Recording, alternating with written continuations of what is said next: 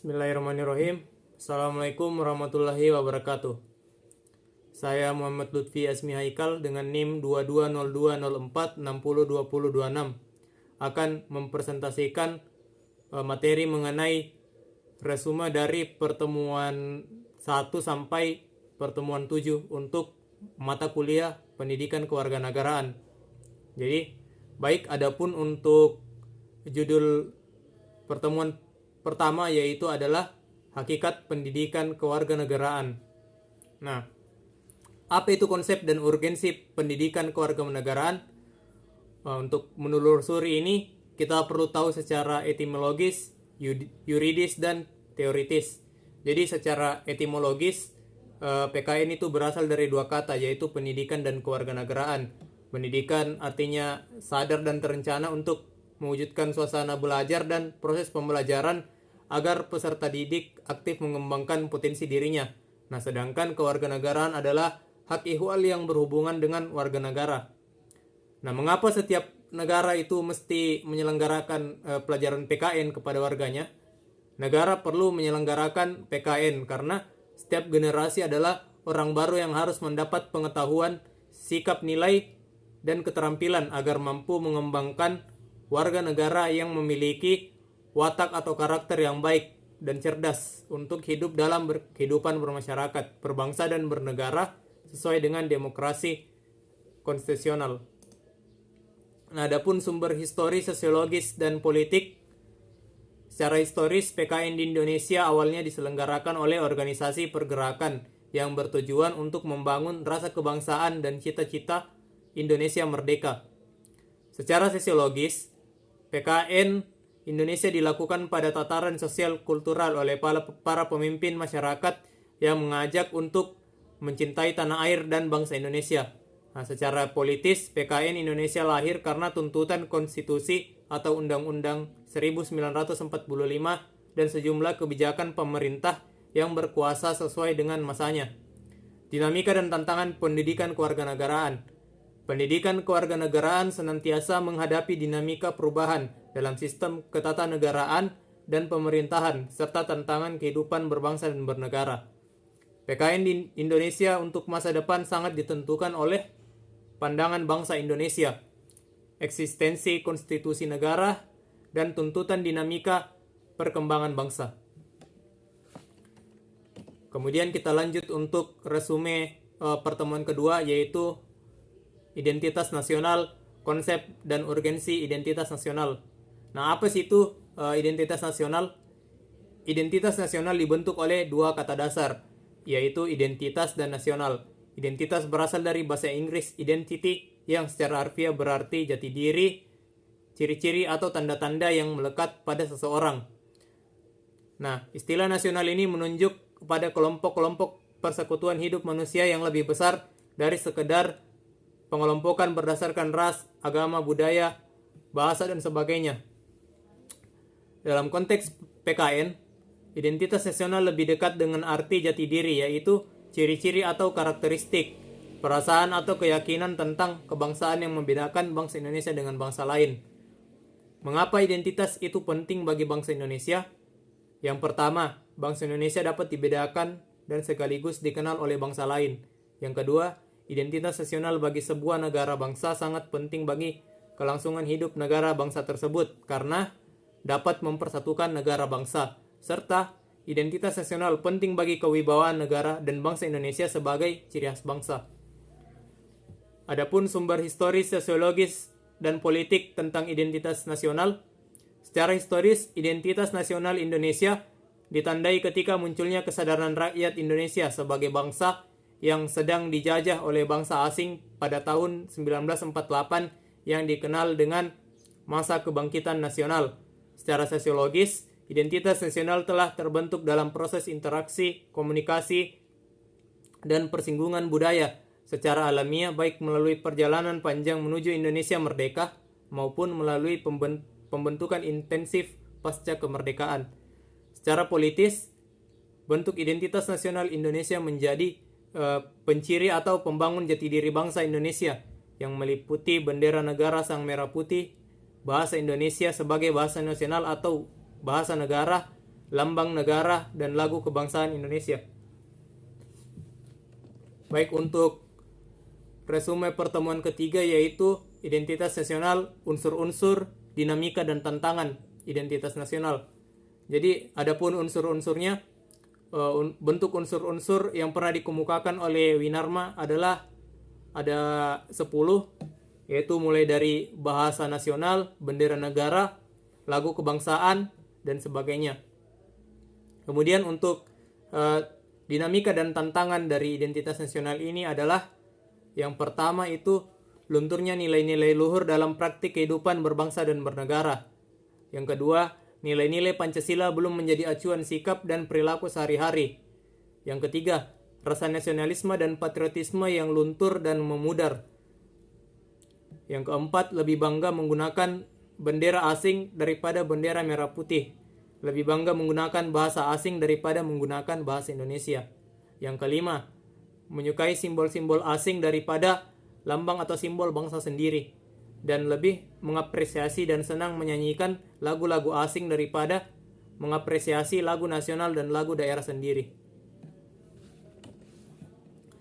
Adapun untuk resume pertemuan keempat yaitu integrasi nasional, konsep dan urgensi integrasi nasional. Jadi, apa itu national integration atau integrasi nasional? Integrasi nasional berasal dari kata integrasi dan nasional. Integrasi berarti memberi tempat dalam suatu keseluruhan. Nah, dalam KBBI, integrasi berarti pembauran hingga menjadi kesatuan yang bulat dan utuh. Kata nasional berasal dari kata nation dalam bahasa Inggris yang berarti bangsa sebagai persekutuan hidup manusia.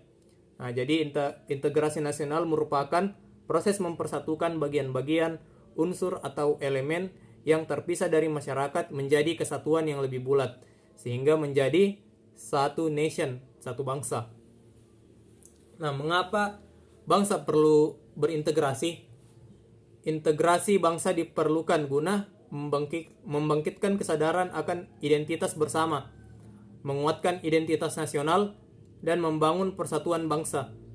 Kegagalan dalam mewujudkan integrasi masyarakat berarti kegagalan untuk membangun kejayaan nasional, bahkan dapat mengancam kelangsungan hidup bangsa dan negara yang bersangkutan. Untuk resume pertemuan 5 yaitu integrasi nasional, dinamika dan tantangan integrasi nasional. Nah, sejak kita bernegara pada tahun 1945, upaya membangun integrasi secara terus-menerus itu kita lakukan. Nah, terdapat banyak perkembangan dan dinamika dari integrasi yang terjadi di Indonesia. Dinamika integrasi sejalan dengan tantangan zaman pada waktu itu.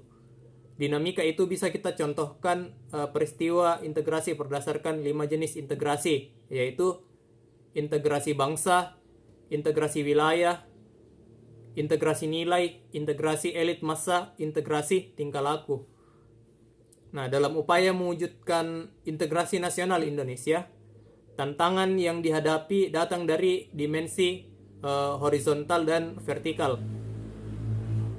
Dalam dimensi horizontal, tantangan yang ada berkenaan dengan pembelahan horizontal yang berakar pada perbedaan suku, agama, ras, dan geografi.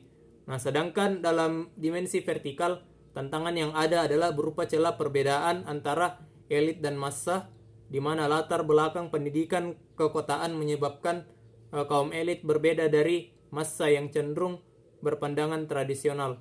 Di sisi lain, tantangan integrasi juga dapat dikaitkan dengan aspek-aspek lain dalam integrasi, yaitu aspek politik, ekonomi, dan sosial budaya.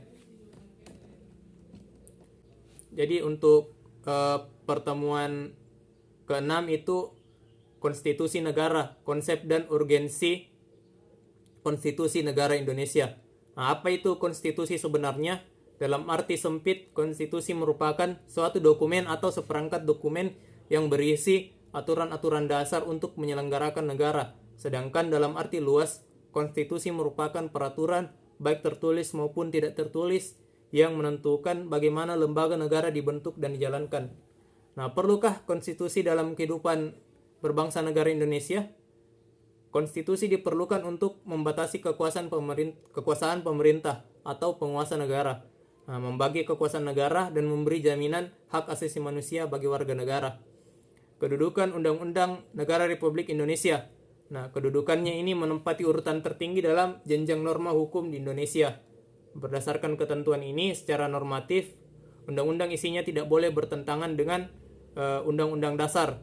Jika suatu undang-undang isinya dianggap bertentangan dengan undang-undang dasar atau UUD, maka dapat melahirkan masalah konstitusional undang-undang tersebut.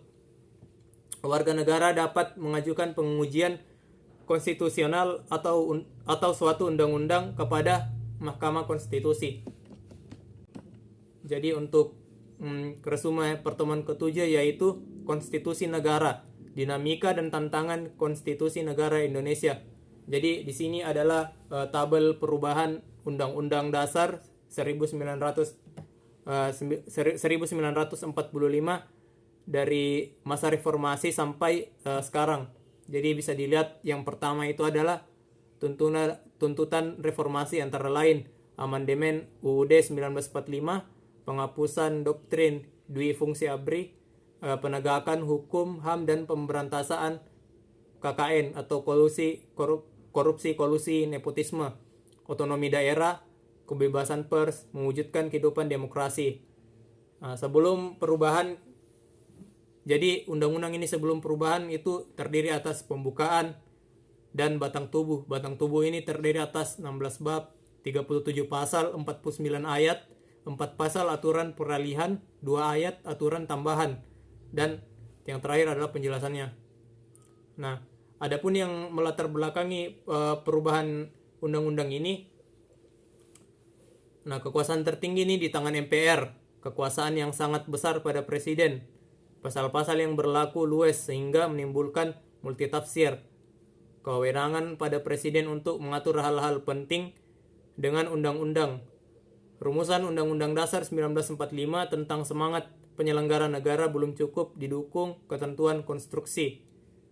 Jadi adapun tujuan untuk perubahan undang-undang ini adalah menyempurnakan aturan dasar mengenai tata negara, kedaulatan rakyat, HAM dan sebagainya. Nah, jadi undang-undang ini diubahlah. Nah, kemudian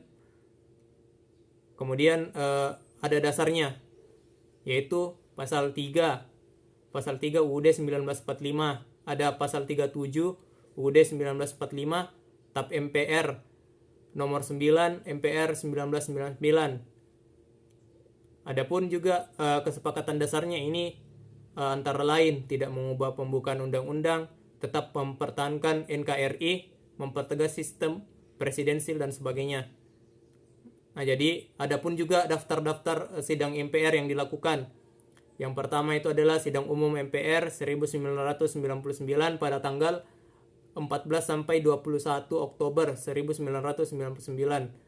Ada sidang tahunan MPR pada tahun 2000 itu tanggal 7 sampai 18 Agustus tahun 2000. Ada juga sidang tahunan pada tahun 2001 pada 1 sampai 9 November 2001.